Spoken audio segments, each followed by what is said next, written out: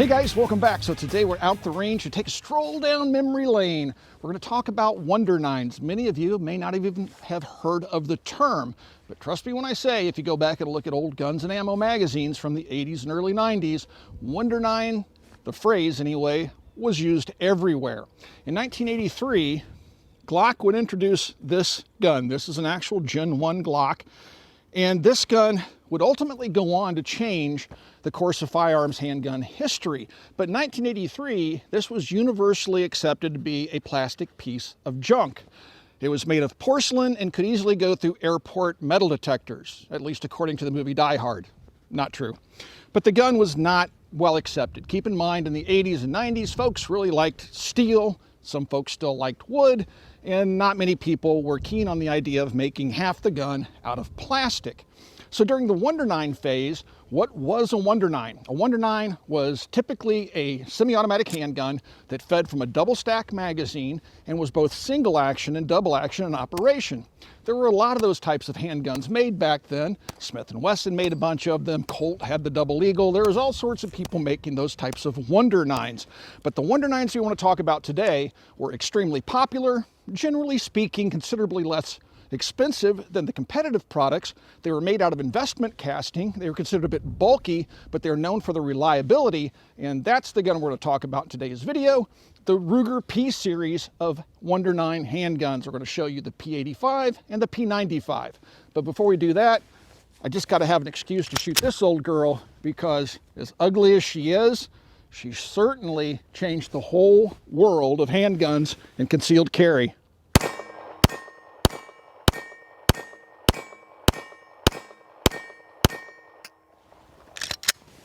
Those old magazines don't work all that well, but the gun runs just fine. Now I'm going to put it back on the wall for another 20 years until I find another reason to bring it out. So this is the Ruger P85. There would be a couple of different versions of this handgun. There would be the P85 and then the P85 Mark II that would come a little bit later, had a few improvements.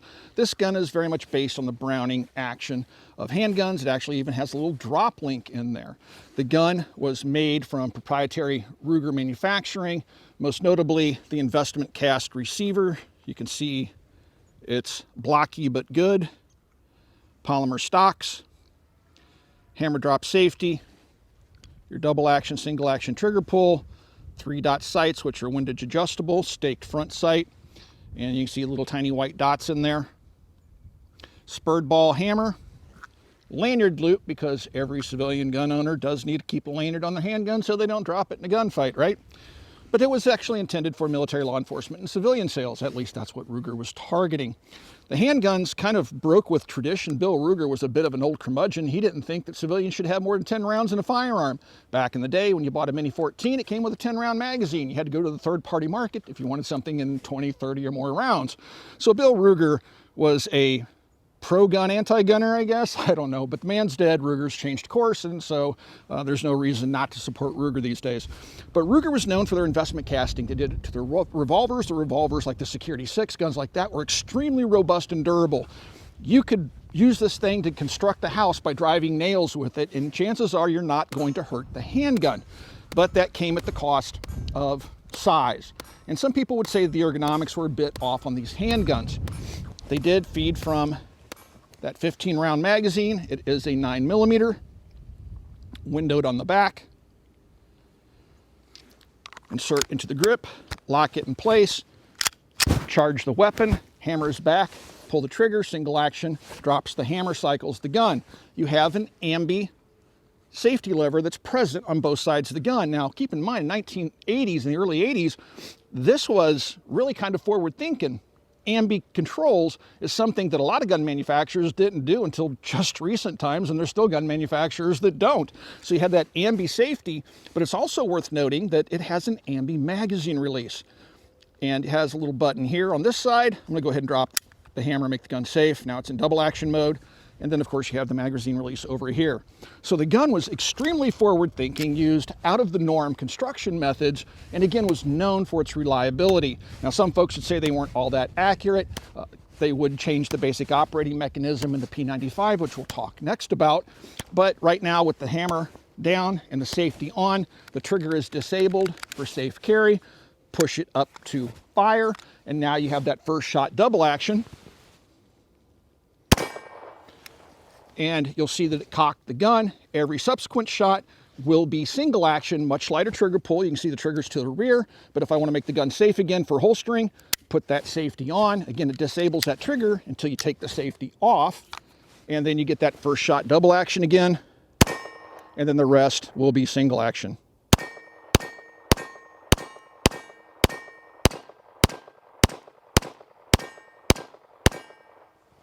Locks open, last shot fired. What's interesting though is you have those ambi controls on the safety and on the magazine, but you don't have the ambi slide stop slide release on the pistol. I've always liked these, and if you get online and look at what people have to say about them, there are people to this very day still carrying these handguns. If you take a look at a price chart, and I'll throw something up on the screen I found online that was pretty interesting. You can see where the price of these guns has gone over the years and how they've stabilized. They're still exceptionally good guns and exceptionally good value that you can find used at gun shows, gun stores, and other places online. So if you ever see one out there, you might want to consider picking one up, because it actually is a very solid, robust handgun that you can hand down for generations. I doubt you're ever going to wear it out or break it. This is the P95. Now, once again, there are several different models in between the P85 and the P95. There'd be P91s, 93s, 94s. They would come in 45 ACP, 40 Smith & Wesson. They would come in different barrel lengths for concealment. But these are the two primary examples that represent the entire P series of handguns that Ruger would produce. The biggest departure from the original design of the 85 and the 95 would be the use of a polymer frame. So now you've gotten rid of that investment cast lower. It's gone to a high-density polymer. It's reduced the grip size, definitely improved the ergonomics, reduced the weight of the pistol considerably, but you still have the same basic sight picture. You still have the same fire controls with the ambi safeties on both sides of the slide. You still have just the slide stop slide release on one side, and you still maintain the ambi magazine release on both sides of the pistol. Now, most people would agree that these guns are much better looking than the earlier versions that made use of a lot of that, cast stainless steel. The polymer definitely looks good, and by the time this gun would come into production, right around 1996, polymer, like the Glock, was becoming more accepted. As a matter of fact, by the time this gun went into production, I think the Glock was already starting on its world domination course. But still, this handgun had a very large following. You'll also notice on the underside, it has an accessory rail. So this gun would try to keep the Wonder 9 thing going. I personally still like double action, single action pistols, but a lot of folks either went straight striker with and without manual safeties. You'll still catch me carrying a double action, single action pistol from time to time. So anyway, this gun had, slightly different lines, looked much better, but the overall function was the same. What they did do with this gun, besides the polymer, they ditched the drop link and went to more of, let's say, a Browning high power type of function. We'll strip the field strip the pistols for you and show you the differences internally between the two different designs. The magazine, no longer blued. It is still a 15-round magazine. Gone is the metal base plate, replaced by polymer. I've known this polymer to get brittle and break, like on some of my older Smith & Wesson guns. But again, very smooth action. There I have it on safe, trigger's disabled, put it on fire by moving it up, that first shot double action, then it goes back to single action.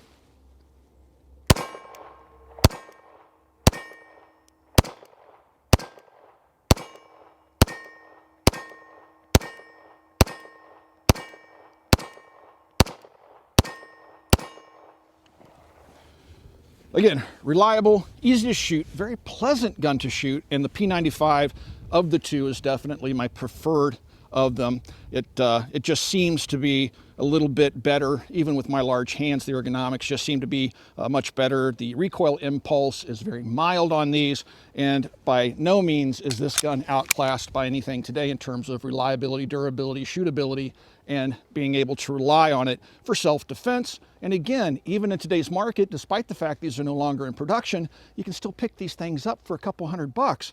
So if you're on a budget, there's plenty of them out there. Ruger cranked these things out by the hundreds of thousands, and so you can really pick up a really good handgun that's going to last you for a lifetime and save quite a bit of money. We'd like to thank our friends over at Norma for supplying the ammunition free of charge to the channel. This is outstanding ammunition. It's very high quality, and they're setting up U.S. manufacturing. So again, we want to thank them for making today's video possible. So here we have the two different guns. This would be the P85, and this is the P95. As you can see, the packaging changed over the course of a decade or so. So let's take a look at the P85 first.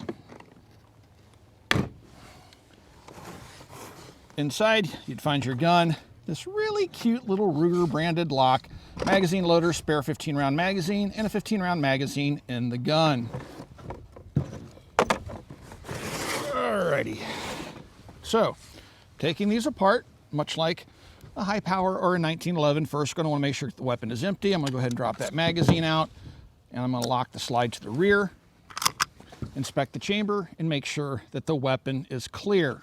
Now, this is something that I've seen in more modern designs. This gun requires the disassembly to be started by first clearing it and reaching inside. There's your ejector. I'm going to push that down until it locks in the downward position. You can just use a finger to do that. If you don't do that, you're not going to get the slide off the frame. All right, now I'm going to ease the slide forward. And much like a 1911, here's your lock that locks the slide to the rear. And then underneath the pin here, there's a little cutout that will allow me to push this pin across. So I'm going to kind of push back a little bit, push on that pin until it frees up right there. And then I'm going to pull the pin. And what's really interesting is this one's captive. It goes right to there and then stops. Nice touch. And then you can just push the slide off the frame. Now you can see how bulky that frame is. Again, that's investment cast, and I wouldn't say it's super heavy. It looks super bulky, but it's extremely well made. When you look at the underside, there's that drop link, just like a 1911. This would be later replaced in the P95, which I'll show you. Of course, we have our recoil spring and guide rod. Thankfully, I have glasses on. It's not captive. And then you have your barrel that comes out. They did change the profile of the guide rod here. You can see it's a metal guide rod and it's just a straight rod. And well, actually, it's not a straight rod. That's what I wanted to show you. You can't see it because of the spring. See how it has this kind of hourglass shape to it? So that would change. So that's how you field strip the gun. Very simple to do. Just got to remember to push that mechanism down, otherwise you're not going to get it apart. Now, it will stay down, so when you go to put the gun back together, drop your barrel in. I've had pretty good luck getting these together without having to do little tricks that are necessary for putting the 1911 back together with its drop link. Just get everything set up just like that. Really beefy rails. I mean, look at those things. I mean, this gun is like way over-engineered. And just push back, and you can kind of see the slot that I'm talking about right there by my index finger. I'm going to push that back just so slightly so it lines up with this piece. It makes it a little easier to cock the hammer, but it won't stay cocked. And you just push it until it locks, and it won't, you have to rotate and get that, horrible dingus mark that a lot of folks will do to the 1911. So then the gun's back together, just a quick function check, and the gun's ready to go.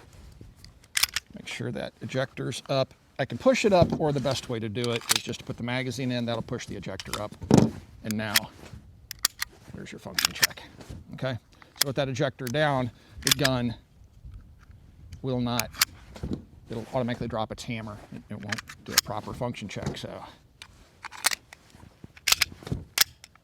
All right, so P85 out of the way, P95.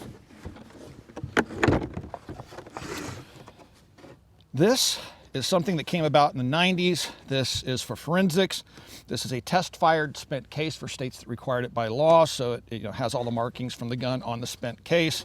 And then you have, swag from the era, owner's manual, all that good stuff. A much bigger lock that's Ruger branded, more like a bicycle lock. And then one spare mag, one in the gun, and the same magazine loader. And then let's go ahead and take this pistol apart. So, same thing, drop the magazine out. Gonna go ahead and lock that slide to the rear, make sure that the weapon is empty. I'm gonna reach inside once again, push that ejector down until it locks down.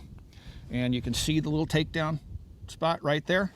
I'm gonna push it down. I'm going to push on the pin right here with my index fingers. I'm kind of easing it forward. You'll also see me kind of tend to grab these pistols in such a way that when I see it line up, like right about there, I can then push the pin, and this one is not captive. It comes out, comes apart. Again, you can see your ejector in the downward position. Now we have nested recoil springs, a fluted metal guide rod that is captive, completely different design. Notice the drop link is gone. And here we have that Browning type action, or, you know, call it a Browning high power type action, simplified.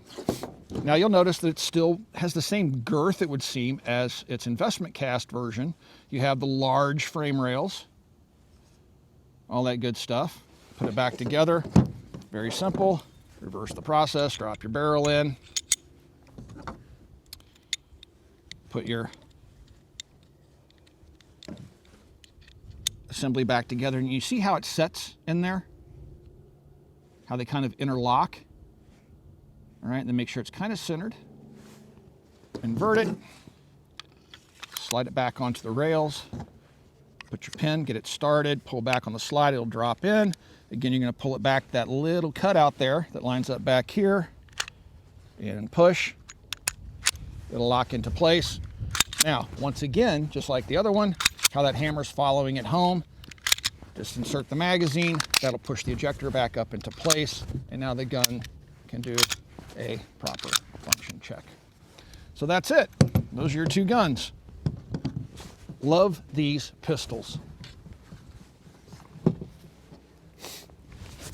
I hope you guys enjoyed today's video about the P85 and the P95 series of pistols from Ruger. If you enjoy content like this, where we bring out some old guns from the past, please comment down below. Let us know what you think about the content of these types of videos. Also, please check out our link tree. We post all sorts of specials over there. So there is a link to our link tree down below. If you haven't checked it out before, please do. A lot of the social media folks are now using Linktree.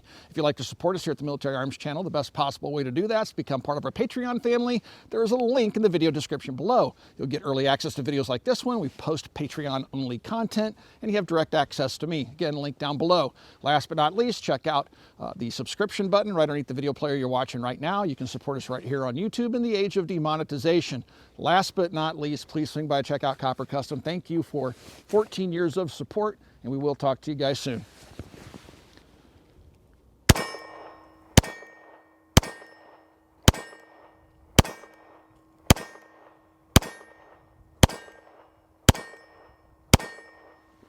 Nothing beats the classics, man. Nothing.